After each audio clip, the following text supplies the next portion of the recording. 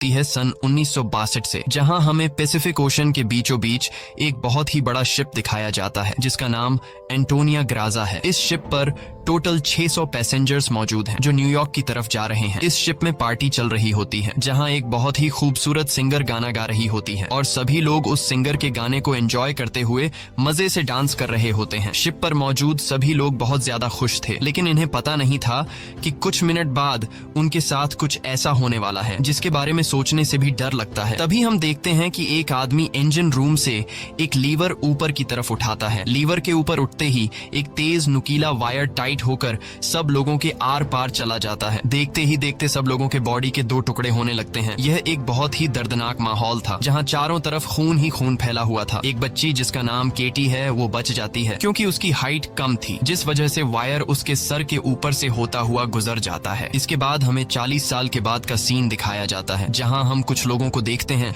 जो एक टग बोट की मदद से एक बड़े शिप को खींच कर ले जा रहे होते हैं। तभी अचानक वो पुराना शिप डूबने लगता है। यह देखकर ग्रुप का लीडर अपनी टीम में से एक लड़की जिसका नाम मर्फी है उसे उस पुराने शिप पर भेज देता है ताकि मर्फी उस पुराने शिप को जिस वायर से बांध कर ले जाया जा रहा था उसे आजाद कर दे, वरना अगर यह पुराना शिप डूब गया तो उसके साथ साथ इनकी ये टग बोट भी डूब जाएगी। मर्फी जब उस पुराने शिप पर पहुंचती है तो उसे पता चलता है कि पुराने शिप के निचले हिस्से में दरार पड़ चुकी है, जिस वजह से शिप में तेजी से पानी भरता जा रहा है और अगले 5 मिनट में यह शिप पानी में डूब जाएगा। मर्फी ये बात अपनी टीम के लीडर को बताती है। ये सुनकर टीम का लीडर मर्फी को ऑर्डर देता है कि जिस वायर से हम इस शिप को खींच रहे हैं उस वायर को आजाद कर दो और फौरन वहां से निकलकर हमारे पास टग बोट पर पहुंचो क्योंकि हम इस पुराने शिप को छोड़कर जाने वाले हैं। तभी टीम के 2 और साथी भी मर्फी के पास पहुंच जाते हैं और वो भी मर्फी को बाहर निकलकर शिप को छोड़ने के लिए कहते हैं, लेकिन इस शिप को ढूंढने में उन्हें 3 महीने लगे थे, जिस वजह से मर्फी इतनी आसानी से इस शिप को छोड़कर नहीं जाने वाली थी। वो शिप को बचाने के लिए नीचे पानी में कूद जाती है, जिसे देखकर ऊपर बैठे 2 साथी भी औजार लेकर मर्फी के पीछे कूद जाते हैं। ये तीनों जैसे तैसे करके शिप को डूबने से पहले ही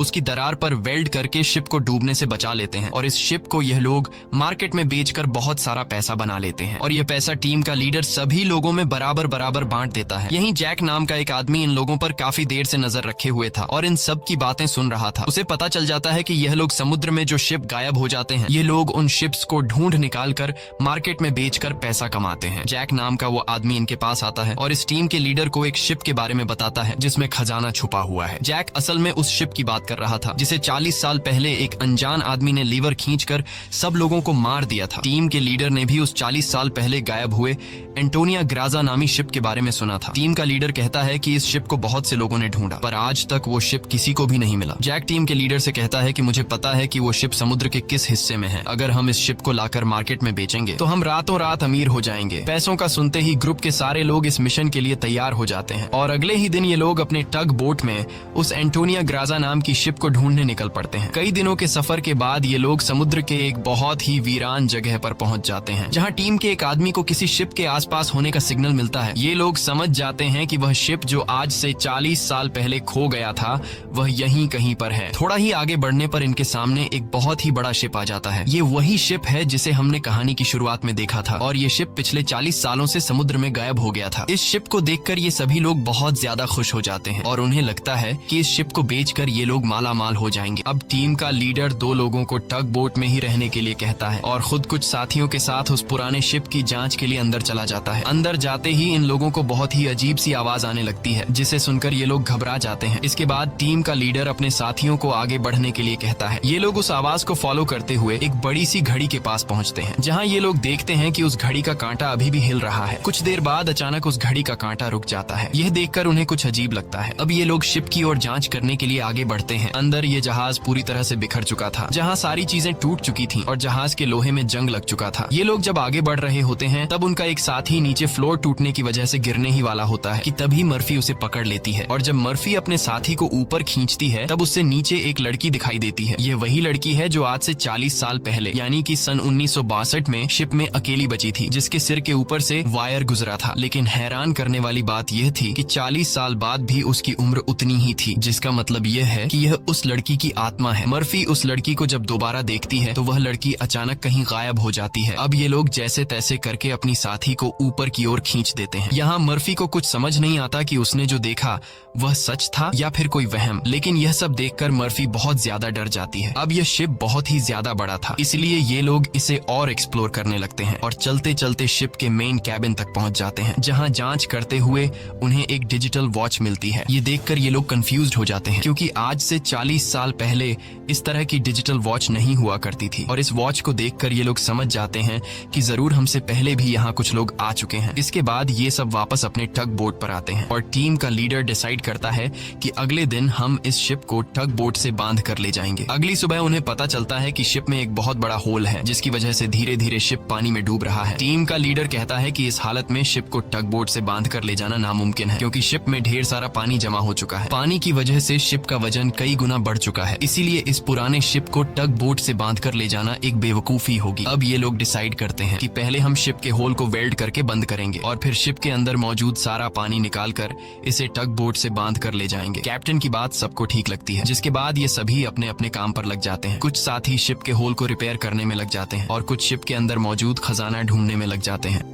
मर्फी खजाने की जांच में आगे बढ़ते हुए एक स्विमिंग पूल के पास पहुंचती है। स्विमिंग पूल को देखकर वह हैरान रह जाती है, क्योंकि स्विमिंग पूल पर ढेर सारे गोलियों के निशान थे। अब वह स्विमिंग पूल से जब ऊपर की तरफ आ रही होती है, तभी एक बार फिर से वह लड़की मर्फी के सामने आ जाती है, जिसे देखकर डर के मारे मर्फी वापस नीचे पूल में गिर जाती है। उसका सर तेजी से स्विमिंग पूल के फ्लोर से टकराता है और खून निकलना शुरू हो जाता है, पर स्विमिंग पूल उसके खून को अब्सॉर्ब कर लेता है। मर्फी एक बार फिर से जब ऊपर देखती है तो वो लड़की वहाँ नहीं थी और अब वहाँ पर जैक होता है। जैक मर्फी को स्विमिंग पूल से बाहर निकालने में मदद करता है। बाहर निकलते ही मर्फी जैक से कहती है कि मैंने अभी अभी यहाँ पर एक लड़की देखी है, लेकिन पता नहीं वह अचानक कहाँ गायब हो गई। जैक मर्फी से कहता है कि यह तुम्हारा वहम होगा, यहाँ पर कुछ भी ऐसा नहीं है। इसके बाद ये दोनों आगे बढ़ते हैं और इन दोनों के यहाँ से जाने के बाद स्विमिंग पूल पूरी तरह से खून से भर जाता है। दूसरी तरफ टीम के लीडर को उस पुराने शिप के कैप्टन का रूम मिल जाता है। टीम का लीडर जब रूम के अंदर जाता है तो रूम काफी बुरी हालत में था। रिसर्च करने पर टीम के लीडर को वहाँ पर कुछ भी खास नहीं मिला। जब टीम के लीडर की नजर सामने टेबल पर पड़ती है तो वह देखता है कि टेबल पर एक शराब की बोतल और ग्लास में किसी ने पैक बनाकर रखा है। यह सब देखकर ऐसा लग रहा था जैसे अभी अभी कोई शराब पीकर चला गया हो। टीम का लीडर जैसे ही इस ग्लास को उठाकर पीने वाला होता है, तब उसकी नजर सामने लगे शीशे पर पड़ती है और शीशे में टीम के लीडर को इस पुराने शिप का कैप्टन दिखाई देता है। यह देखकर टीम का लीडर बहुत ज्यादा डर जाता है और उसके हाथ से शराब की ग्लास गिरकर टूट जाती है और टीम का लीडर डर के मारे वहाँ से निकल जाता है। इस शिप पर सभी के साथ अजीबोगरीब इंसिडेंट्स हो रहे थे। टीम का एक साथी जिसका नाम मार्क है, उसे इस शिप पर किसी लेडी सिंगर के गाने की आवाज सुनाई देने लगती है। वह उस आवाज को फॉलो करते हुए शिप के ग्राउंड एरिया में पहुंच जाता है, जहां पर वह लेडी सिंगर भी मौजूद होती है। ये वही सिंगर थी जिसे हमने कहानी की शुरुआत में देखा था। दूसरी तरफ मर्फी और जैक आगे बढ़ते हुए लॉन्ड्री रूम से बाहर जाने वाले गेट को जैसे ही खोलते हैं, तभी अंदर जमा हुआ सारा पानी उनके ऊपर आ जाता है, जिसमें कई सारे लोगों की डेड बॉडीज थी। मर्फी और जैक डर के मारे वहां से आगे बढ़ने लगते हैं। आगे बढ़ते हुए उनके सामने एक कैबिन का दरवाजा खुलता है। अंदर जाने पर जैक को एक बहुत ही लग्जरी कार मिलती है, जिसे देखकर वह बहुत खुश होता है, पर मर्फी को यहाँ कुछ गड़बड़ महसूस होता है, इसलिए वह जल्दी ही यहाँ से निकलना चाहती थी। तभी एक दूसरे रूम से उन्हें कुछ हिलता हुआ नजर आता है। जब ये दोनों उस चीज के करीब आते हैं और उसके ऊपर रखा हुआ सामान हटाकर देखते हैं तो उनकी आंखें खुली की खुली रह जाती हैं, क्योंकि वहाँ पर सोने से भरा हुआ एक बॉक्स पड़ा था। ये देखकर मर्फी अपने बाकी साथियों को तुरंत बुला लेती है और जब सब यहाँ पहुँचते हैं तो सामान हटाने पर उन्हें इसी तरह के 9 बॉक्स मिलते हैं और हर एक बॉक्स में 28 गोल्ड प्लेट्स पड़ी हुई थी, जिसे देखकर सभी की खुशी का ठिकाना नहीं रहता, क्योंकि ये सभी रातों रात अमीर हो गए। इतने बड़े खजाने को ढूंढने के बाद ये लोग डिसाइड करते हैं कि इस शिप को यहीं छोड़ देंगे और सिर्फ सोना यहाँ से लेकर जाएंगे। इसके बाद ये लोग सारा का सारा गोल्ड अपने टग बोट पर रख देते हैं और अब ये लोग यहाँ से निकलने की तैयारी करते हैं। टग बोट को चलाने वाला कैप्टन बोट को स्टार्ट करने के लिए इंजन की सफाई करने लगता है और तभी हमें दिखाया जाता है कि टग बोट में रखा गया सिलेंडर का वाल्व अपने आप चालू हो गया है, जिससे हवा में गैस फैलना शुरू हो जाता है। वहीं मर्फी एक बार फिर से उसी लड़की को देखती है जो उसकी तरफ तेजी से भागती हुई आ रही होती है, जैसे वह मर्फी को कोई बात बताना चाहती है, पर तभी उसे कोई पकड़कर नीचे धकेल देता है और जैसे ही टग बोट का कैप्टन इंजन को ऑन करता है, तभी सिलेंडर से निकली गैस की वजह से पूरे बोट में एक बहुत ही बड़ा ब्लास्ट होता है, जिसमें टग बोट का कैप्टन मारा जाता है। अब ये लोग समुद्र के बीचों बीच एक सुनसान शिप पर फंस चुके थे। ये सभी लोग बहुत ज्यादा परेशान होते हैं, क्योंकि उनके पास जो यहाँ से निकलने का टग बोट था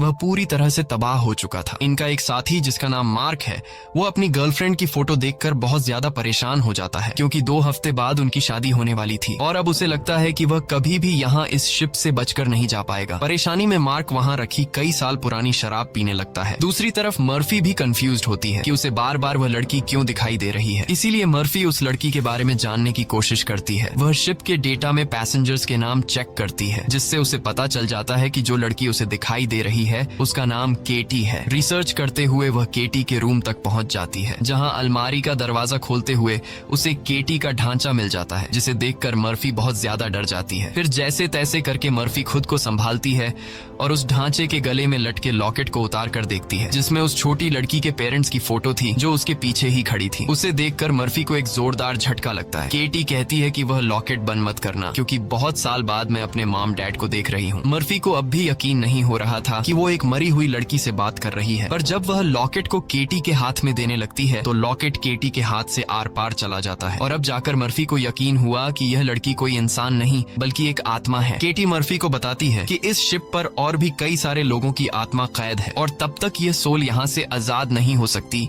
जब तक उस आदमी को न मारा जाए जो लोगों की आत्मा को यहाँ पर कैद करता है। मर्फी केटी से पूछती है कि कौन है वो आदमी जिसने तुम्हें और बाकी लोगों की आत्माओं को यहाँ कैद कर रखा है। केटी जैसे ही मर्फी को उस आदमी के बारे में बताने वाली होती है, तभी अचानक छत पर कुछ अजीब से कीड़े निकलने लगते हैं, जिसे देखकर केटी बहुत ज्यादा डर जाती है और वह मर्फी से कहती है कि जल्द से जल्द इस शिप से तुम लोग निकल जाओ वरना तुम लोग मारे जाओगे। इसके बाद केटी गायब हो जाती है। दूसरी तरफ मार्क पूरी बोतल पीने के बाद उसे चक्कर आने लगा। उसके आसपास पड़े सभी टेबल और चेयर्स हिलने लगते हैं। देखते ही देखते सब कुछ रिपेयर होकर नया हो गया और आज से 40 साल पहले जो लोग इस शिप में मारे गए थे वह दोबारा से मार्क के सामने जिंदा खड़े हो गए। मार्क बीच में खड़ा था, जिसके चारों तरफ लोग उसके लिए तालियां बजाने लगे। शुरू में तो मार्क को भी कुछ अजीब लगता है, लेकिन फिर वह सोचता है कि यह सब शराब का कमाल है। अगले ही पल वह लेडी सिंगर मार्क के करीब आ गई और वह मार्क के साथ इंटीमेट होने लगी। लेडी सिंगर पूरी तरह से मार्क को अपने वश में करके अपने पीछे लगा देती है। मार्क भी बिना कुछ सोचे समझे उसके पीछे जाने लगा। बेवकूफ मार्क को पता ही नहीं चलता कि ये सिंगर उसे एक ट्रैप में फंसा रही है। वह लेडी सिंगर फ्लोर के किनारे पर खड़ी होकर मार्क को बुलाने लगती है। मार्क इस सिंगर को हासिल करने के चक्कर में फ्लोर से नीचे गिरकर मारा जाता है। वही हमें टीम के लीडर को दिखाया जाता है,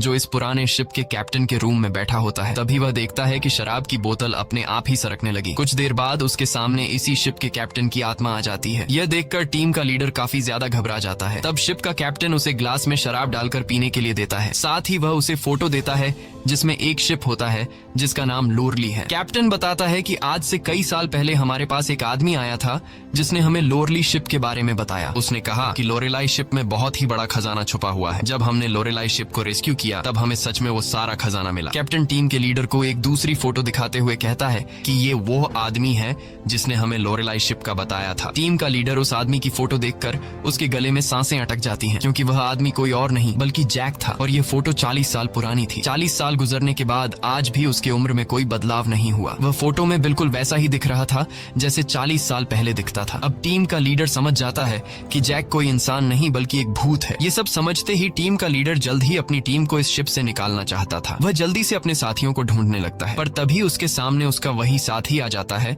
जो टग बोट में गैस खुलने की वजह से ब्लास्ट में मारा गया था। दरअसल ये ब्लास्ट में मारे जाने वाले आदमी की आत्मा होती है जो टीम के लीडर को मारने के लिए आगे बढ़ता है। लीडर उससे खुद को बचाने के लिए भागता है, लेकिन तभी उसके सामने मर्फी आ जाती है। अब ब्लास्ट में मारा जाने वाले आदमी की आत्मा तो गायब हो जाती है, पर टीम के लीडर को मर्फी का चेहरा उसी ब्लास्ट में मारे जाने वाले साथी की तरह दिख रहा होता है, जो कुछ देर पहले भूत बनकर उसके पीछे आ रहा था। इसीलिए टीम का लीडर मर्फी को भूत समझकर उसके ऊपर हमला कर देता है, पर मर्फी खुद को बचाने के लिए उसके पैर को घायल कर देती है। लेकिन इससे टीम के लीडर का ज्यादा कुछ नहीं बिगड़ता। वह दोबारा से मर्फी पर हमला करने के लिए खड़ा होता है। इससे पहले कि वह मर्फी को मार पाता, तभी पीछे से जैक आकर लीडर को लोहे के रॉड से सिर पर मारकर बेहोश कर देता है। जैक वही आदमी है जो इन सबको यहाँ लेकर आया था। पूरी टीम में सिर्फ टीम के लीडर को ही पता चल चुका था कि जैक कोई इंसान नहीं बल्कि एक डीमन है, और जैक को भी समझ आ गया था कि टीम के लीडर को मेरी सारी सच्चाई मालूम हो गई है। इसलिए वह टीम के लीडर को अपने रास्ते से हटाने के लिए सबको उसके खिलाफ भड़काता है। वो कहता है कि अगर ये दोबारा होश में आ गया तो यह हम में से किसी को नुकसान पहुंचा सकता है। सबको जैक की बात ठीक लगती है, इसलिए यह लोग अपने लीडर को एक टैंक में फेंक देते हैं। अब यहाँ से निकलने का कोई और रास्ता न मिलने पर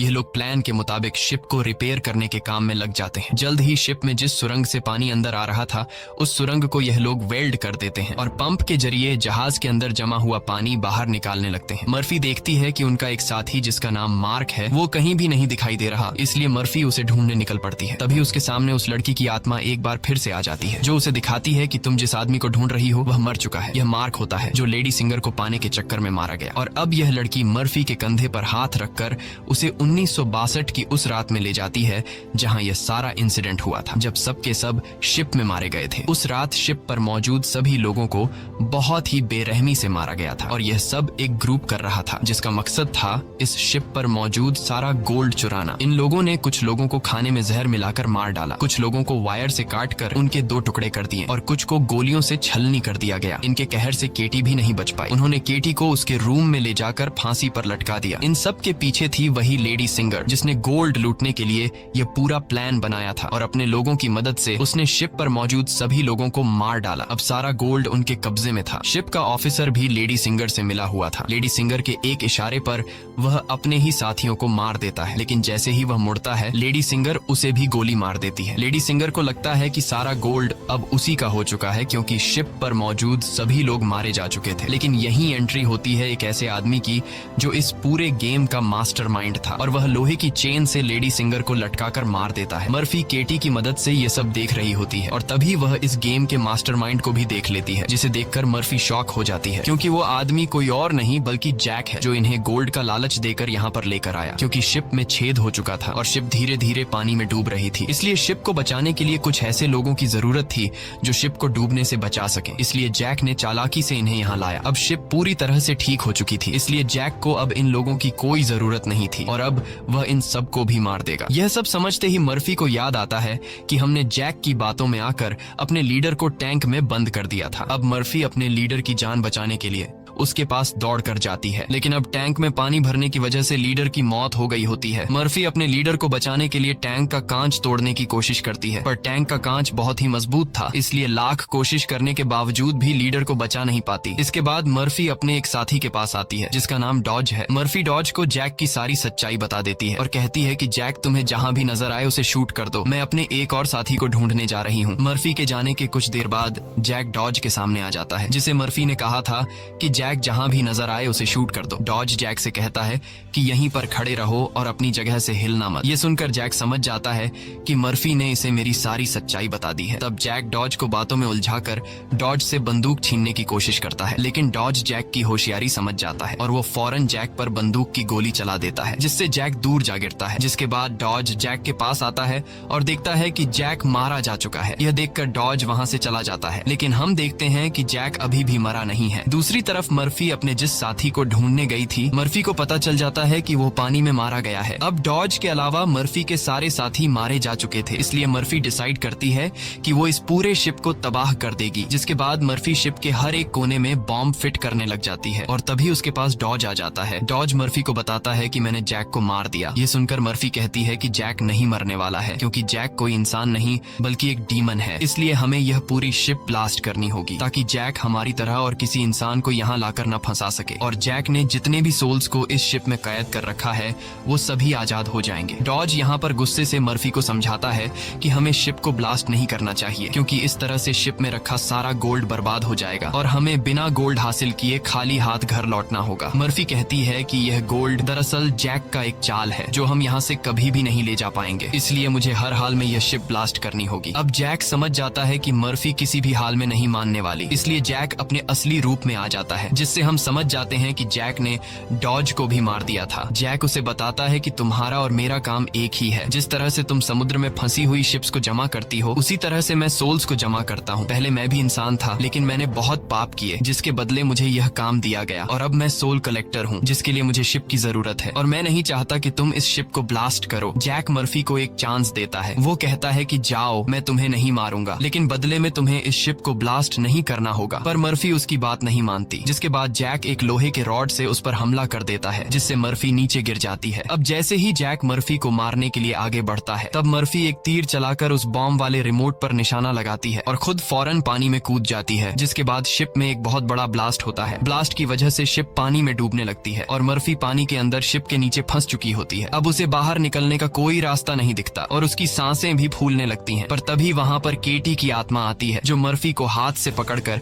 ऊपर का रास्ता दिखाती है। तब मर्फी मर्फी देखती है कि जैक ने जितने भी सोल्स को कैद कर रखा था वो सभी सोल्स आजाद हो गई हैं। मर्फी बड़ी मुश्किल से ऊपर सरफेस पर आ जाती है और वो देखती है कि शिप में जितने भी सोल्स थे वो सब अपनी असली दुनिया में जाने लगे हैं। दरअसल यहाँ जितने भी सोल्स थे वो सभी जैक के गुलाम थे। सिर्फ केटी की सोल उसकी गुलाम नहीं बन पाई क्योंकि केटी की सोल पवित्र थी, जिस वजह से जैक उस पर ज्यादा कंट्रोल नहीं कर पा रहा था। इसीलिए केटी की सोल बार बार मर्फी की मदद कर रही थी। यहाँ मर्फी एक बॉक्स के सहारे समुद्र में तैरती रहती है और तभी वो एक शिप तक पहुंच जाती है जो शिप उसे रेस्क्यू कर लेता है। जब उसे पोर्ट पर लाया जाता है तो वो अपनी एम्बुलेंस से देखती है कि जैक अभी भी जिंदा है और शिप का जितना भी गोल्ड था वो उस गोल्ड को एक दूसरे शिप में ट्रांसफर कर रहा है ताकि उस गोल्ड के लालच में वो और भी लोगों को मार सके और उनकी आत्माओं को कैद कर सके। इसी के साथ ये कहानी खत्म हो जाती है। अगर आपको हमारी वीडियो अच्छी लगी हो तो हमारे चैनल को सब्सक्राइब और वीडियो को लाइक जरूर कीजिएगा।